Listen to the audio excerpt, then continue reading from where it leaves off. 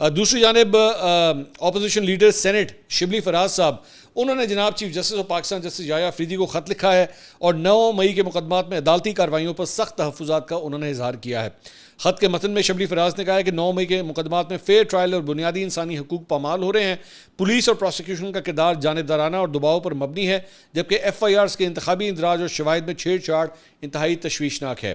P T I رہنما نے عدالتوں کے غیر معمولی اوقات کار پر بھی سوال اٹھائے ہیں کہ صبح سے رات 3-4 بجے تک مقدمات چلانا انصاف کے تقاضوں کے منافی ہے۔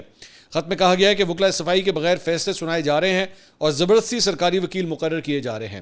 شبلی فراز نے خط میں یہ بھی نشاندہی کی ہے کہ میڈیا اور عوام کی رسائی محدود کر کے کارروائیاں بند دروازوں کے پیچھے کی جا رہی ہیں، جو شفاف ٹرائل کے اصولوں کے خلاف ہیں۔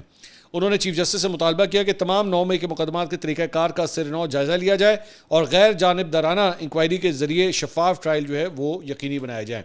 اس کے ساتھ ساتھ chief justice justice Yahya Afridi نے 9 مئی مقدمات کے حوالے سے عدلیہ کے خلاف شکایتی خط لکھنے والے اپوزیشن لیڈر عمر ایوب کو ملاقات کے لیے بلا لیا ہے۔ ذرائع کا کہنا ہے کہ چیف جسٹس یحییٰ افریدی نے عمر ایوب سے رابطہ کر کے جمعے کو روز ملاقات کے لیے انہیں بلایا ہے، جبکہ عمر ایوب نے اسلام آباد میں گرفتاری کا خدشہ ظاہر کیا ہے۔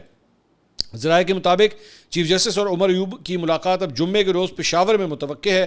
سپریم کورٹ کی پشاور رجسٹری میں جمعے کو چیف جسٹس کے بینچ میں مقدمات جو ہے مقرر ہیں، تو عمر ایوب صاحب جو ہے وہ وہاں پہ ان سے ملنے کے لیے آ سکتے ہیں۔ لیکن پرابلم یہ ہے کہ میں آپ کو بتا رہا ہوں کہ آج جو ہے وہ فیصلہ آنے والا ہے، آج یعنی جمعرات، تو پتہ نہیں جمعہ وہ کہ جمعے سے پہلے ہی عمر ایوب صاحب جو ہیں وہ گرفتار نہ ہو جائیں۔